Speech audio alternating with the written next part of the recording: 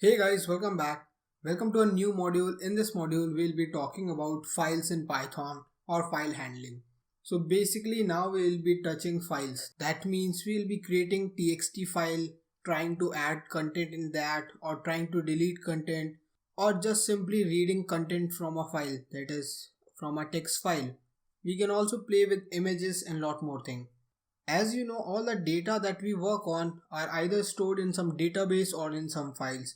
So it is really important for us to understand how to open a file, how to close a file in coding process, that is in programming manner. If I take a real life example, suppose there is an attendance book, that is an attendance sheet or attendance file.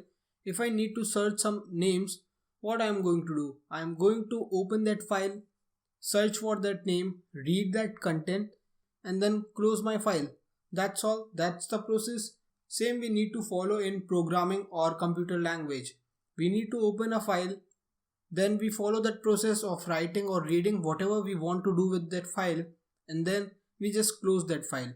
That's all. That's simple. So before doing anything else, we need to understand about one important thing, that there are two types of file in Python. One is text file and second one is binary files. So text file usually contain of txt or any other files that is related to text, and binary files usually contain of images, that is like png, gif or jpg. So these all the files that contain or has values and type of bytes, pixel, something similar to that are always known as binary files.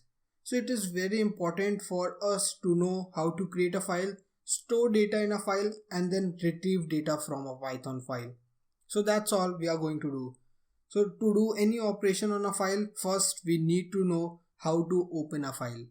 So for that, all we have to do is use a command open, and then you have to pass two parameters basically. The first one is file name and the second one is mode. So the first thing that we need to pass is our file name. Let me take an example file, that is example.txt. Now the second thing that I need to pass is my mode, that is if I'm opening this file for reading, if I'm opening this file for writing, if I'm opening this file for editing. So there are different modes that we need to understand. The first one is W, that is for writing. Second one is for reading, that is R. A is for append, and there are a lot more. We'll be discussing about them in detail in the following lecture. At this point of time, just write W. Also, if you are not passing any value, it would by default take it as R, that is for reading. Now, our open function will give a result and we need to store that. It will give a result in the form of file object.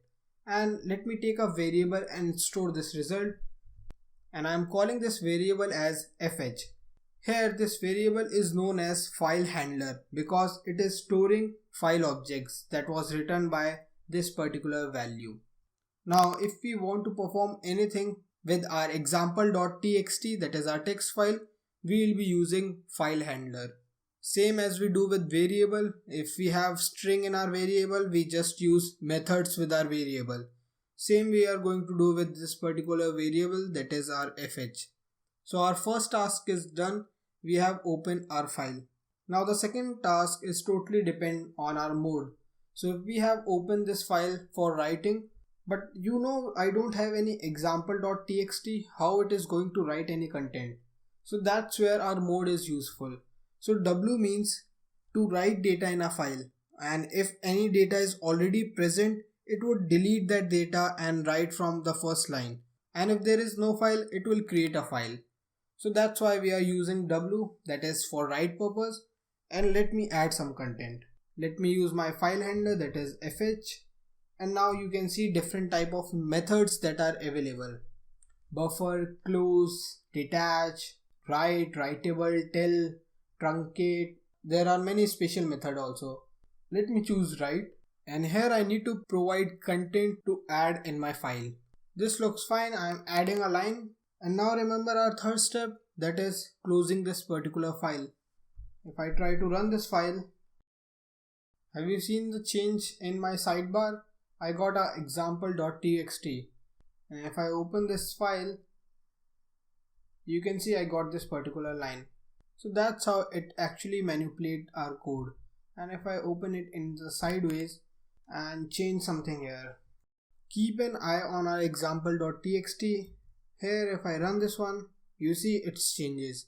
So with this mode, that is our W mode, it actually deletes all the content that are available in our file while executing this line and then rewrite everything. So if you have any data that is previously available, it is going to delete everything.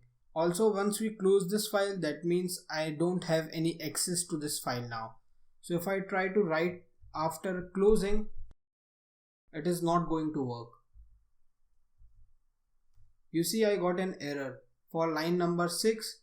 Here you can see I got a value error, that is input and output operation on closed file. So to execute our write function, that is to work on any file, we have to do that after opening and before closing. And here if I try to run this one, that means I'm writing this 2 times in my example.txt after opening and before closing. Run this one. You see I got this printed for 2 times. That means once I printed this, my pointer remained at the end of the line. I print that again and it continued printing. That is, it continued adding content. Let me add a line also.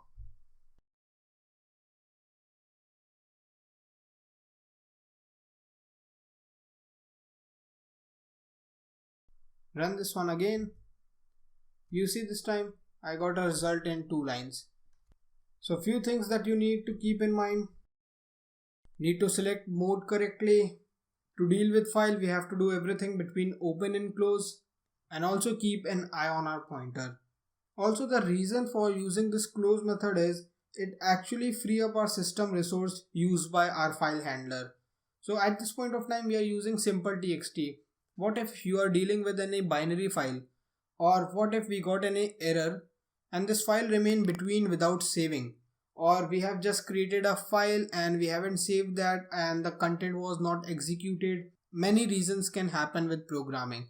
So it is a good conventional way to close our file so we don't mistake of writing any content after that or executing any other code with our file handler. Once we close that, we don't have any access to this file to get edited. In the next lecture, let us talk about more modes. So see you in the next lecture, where we are going to play with our files.